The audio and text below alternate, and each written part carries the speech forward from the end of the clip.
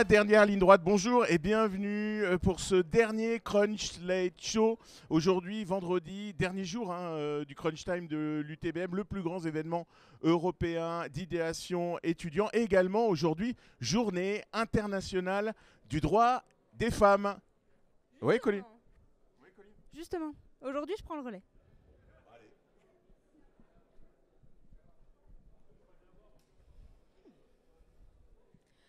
Bonjour à tous, je suis très contente de présenter cette dernière édition, comme l'a dit Nicolas, du Crunch Late Show. Aujourd'hui, dernière ligne droite, c'est le dernier jour pour les étudiants pour finaliser et présenter leurs projets, ce qui va clôturer cette semaine et cette édition du Crunch Time 2024. C'est donc la journée aussi des droits des femmes, c'est pour ça que je suis ici. Et je vous propose tout de suite de revenir sur un résumé en images de ce qui s'est passé aujourd'hui au Crunch Time.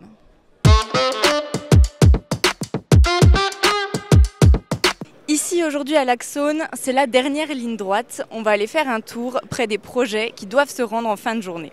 On retrouve donc un groupe qu'on avait déjà vu en début de semaine. Mesdames, comment le projet avance ? Le projet avance plutôt bien.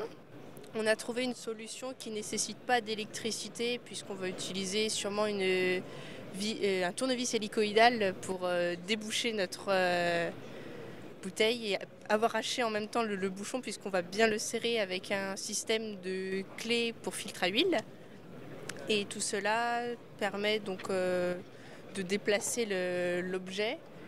Et donc sa mobilité permettra aussi de pouvoir l'utiliser à différents lieux, même dans les bars mobiles qui sont installés au-devant de la scène de l'Axone. D'accord, merci. Et alors, ça n'a pas été trop compliqué cette semaine, vos impressions sur le crunch ? Franchement, ça a été. Hier, ça a commencé à être chargé parce que fallait avancer à la fois sur le livrable, le pitch, la solution finale. Mais on commence à voir le bout. D'accord, super, merci. Donc on retrouve un nouveau groupe. Est-ce que vous pouvez vous présenter et nous expliquer un petit peu votre projet ? Alors du coup, moi c'est Clémence et je viens du coup de l'ESTA. Et notre projet, du coup, on travaille pour Forvia cette année. Et du coup, donc, on nous a demandé de mettre en place une plateforme, du coup, pour la transition de l'automobile. Du coup, ils vont passer à l'hydrogène. Et du coup, pour cette mise en place de toutes ces formations, ils ont besoin d'une plateforme pour que leurs employés puissent s'inscrire. Et du coup, après, pouvoir gérer tout seul leur formation et l'avancement de leur carrière. Donc voilà. Et alors, vous en êtes où dans l'avancement du projet ? Ça se présente bien, ça avance bien ? Oui, assez. Donc on a mis en place un Canva pour qu'ils puissent avoir un visuel du projet qu'on va leur présenter et une petite présentation aussi pour le pitch. Voilà. D'accord, merci. Travaillez bien. Merci. On se retrouve maintenant avec des coachs. Alors je voudrais vos impressions sur ce crunch, cette semaine de crunch. C'était une très très belle expérience, un grand plaisir de voir tous ces groupes, l'émulation et surtout l'évolution, parce que de jour en jour on voit évoluer les équipes et ça c'est assez formidable, notamment en termes de cohésion de groupe, parce que souvent on arrive la première journée et c'est un exercice qui les chamboule beaucoup, qui les désarçonne et ils ne savent pas trop comment s'y prendre avec cet exercice qui est tout à fait particulier. Et au fur et à mesure, il y a une cohésion qui se crée et ça, c'est assez magique. Et à la fin, j'avoue que la dernière journée, on est plus ici en tant que spectateur parce qu'on arrive vraiment à la finalisation de leur solution. Et c'est un exercice pédagogique vachement enrichissant et une aventure humaine pour tous ces groupes et pour les coachs également du coup. D'accord, et alors vous, qu'est-ce que ça vous a fait cette semaine de crunch ? Oui, je suis tout à fait d'accord avec Pauline. Et je veux dire aussi que nous, coachs, nous évoluons en même temps que ces équipes qui travaillent. Là, on a investi aussi, on a engagé à investir dans leur processus, dans leur démarche. Et on apprend aussi beaucoup sur nous-mêmes. Oui, je m'en doute.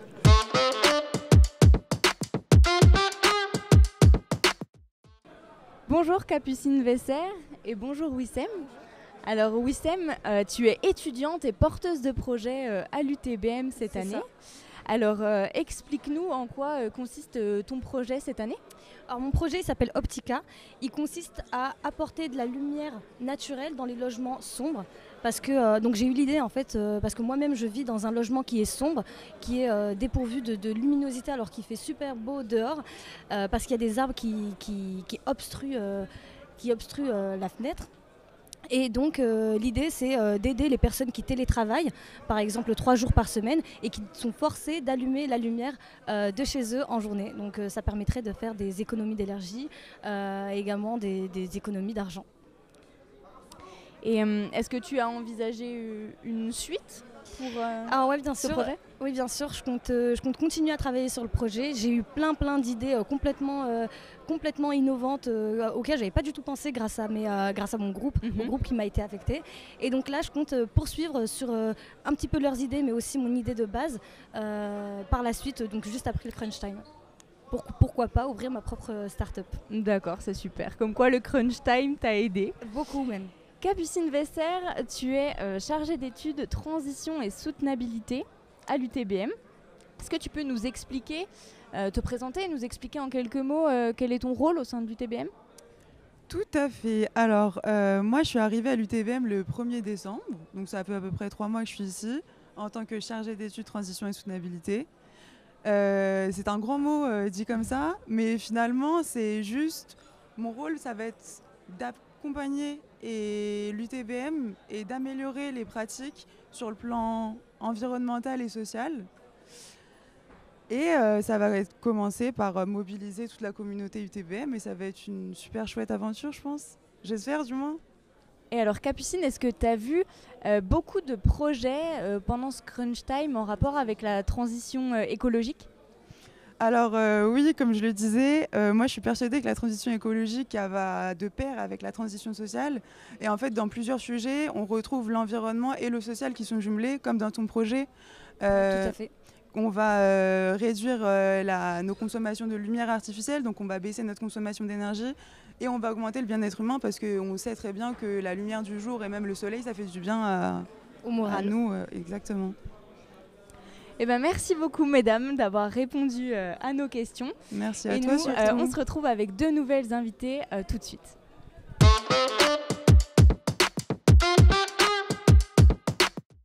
On se retrouve donc avec 2 nouvelles invitées. À ma gauche, Béatrice Bureau, ingénieure et enseignante à l'UTBM. Et à ma droite, Sylvie Sifferman, sous-préfète de Montbéliard. Alors madame, je voudrais votre ressenti sur ce Crunch Time 2024. Écoutez, c'est mon premier Crunch Time, puisque je suis arrivée sur le territoire il y a à peu près 7 mois et je suis vraiment impressionnée de voir ces 1600 élèves ingénieurs de différentes spécialités travailler ensemble sur des sujets d'innovation et notamment quelques sujets qui touchent au vélo, qui est un petit peu mon sujet de cœur depuis mon arrivée dans le territoire. Oui, vous avez un plan vélo, j'ai vu, donc vous avez pu le mettre en raccord avec des sujets et même avec les valeurs de l'UTBM un petit peu. Oui, tout à fait. Donc ce projet plan vélo qui consiste en fait à faire travailler 2 économies ensemble, l'économie classique et l'économie sociale et solidaire, sont des valeurs que je retrouve aussi à l'UTBM, que j'ai visité, où je vois que non seulement à côté des sciences de l'ingénieur, l'UTBM promeut aussi les sciences humaines et que donc les projets sont également regardés sous l'angle du besoin de l'usager. Voilà. Et là, je crois qu'on travaille sur des sujets pour satisfaire des usagers handicapés, par exemple, pour réfléchir à des vélos pour des autistes. C'est exactement ça. Je me tourne maintenant vers Béatrice Bourriot. Donc, est-ce que vous pouvez vous présenter en quelques mots et expliquer vos missions au sein de l'UTBM ? Oui, donc je suis enseignant-chercheur dans le domaine de l'énergie, où nous sommes peu représentés en femmes. Et depuis 2013, j'assure la mission de référente égalité des genres pour l'ensemble de l'UTBM, avec pour mission première, c'est d'augmenter la mixité dans notre école où nous comptons actuellement 18% de jeunes filles et 82% de jeunes garçons. Mais c'est en bonne voie, nous progressons doucement, mais pas encore assez rapidement. Oui, parce que donc, je rappelle, vous êtes chargé de la mission égalité femmes-hommes au sein de l'UTBM, mais vous êtes aussi avant tout ingénieur. Et qu'est-ce que vous pouvez nous dire sur l'évolution de la femme au sein de ce milieu, par exemple en évoquant votre expérience ? Donc par rapport à tout ce qui est mis en place, aujourd'hui de nombreux réseaux existent, et notamment des dispositifs comme au sein de l'UTBM, on a des dispositifs d'accompagnement qui vont aider les jeunes femmes scientifiques à poursuivre, à créer leur entreprise. Nous avons aussi des plans d'égalité professionnelle. Donc, nous sommes en bonne voie. Les femmes scientifiques ont moins de barrières avec toutes les lois aussi sur la parentalité, la prise de conscience de la jante masculine, par exemple pour l'aide au foyer, la mise en garde des enfants, pour l'équilibre au niveau famille et travail. Donc, je dirais qu'on espère, le monde change. Si les femmes s'arrêtent, je crois que le monde s'arrêterait de travailler. Il faudrait qu'on ait quand même que les femmes scientifiques osent créer et poursuivre. Donc le regard change, notamment à l'UTBM. Nous essayons de vraiment accompagner au maximum, aussi via nos associations étudiantes, via des référents à tout niveau, handicap, on peut parler, tout ce qui est lutte contre les discriminations. Donc ça, c'est une aide pour que les femmes scientifiques se trouvent mieux aussi dans leur milieu. D'accord. Et Madame la sous-préfète, qu'est-ce que vous pensez de tout ça ? Effectivement, je pense que les femmes ne doivent pas se donner de limites ou de barrières et doivent embrasser plus les carrières scientifiques parce qu'on sait que les jeunes filles réussissent mieux, d'après les statistiques, dans les études et dans les études longues par rapport aux garçons. Et on peut s'étonner qu'elles n'embrassent pas ces carrières-là en nombre. Et ce matin, j'étais au lycée Les Husseliers qui est spécialisé dans les métiers de la sécurité. Et j'ai pu constater que il y avait pas mal de filles qui s'engageaient sur ce métier un peu dit masculin. Et moi, je suis pour le slogan les métiers n'ont pas de sexe et n'ont pas de genre. Donc il faut y aller, il faut que les filles y aillent. Voilà. D'accord, merci beaucoup mesdames. Sylvie Sifferman, vous restez avec nous. On va vous envoyer dans la boîte à questions. Et puis merci à tous d'avoir suivi cette édition. Merci. Colline, elle a fait le job mieux, très bien même. Merci Colline. Je te laisse terminer si tu veux. Ouais, c'était un peu ta journée aujourd'hui, s'il faut le dire. Allez, on va dire ça comme ça. Et merci en tout cas d'avoir animé l'émission. Quant à nous, un grand plaisir que de s'être retrouvés tout au long de cette semaine pour le Crunch Time 2024. On se dit rendez-vous à l'année prochaine, certainement. Oui. Allez, vive c'est le dit. Crunch Time. Merci Colline, merci à vous deux, mesdames. Merci Colline, bye bye. Merci Nicolas. Merci.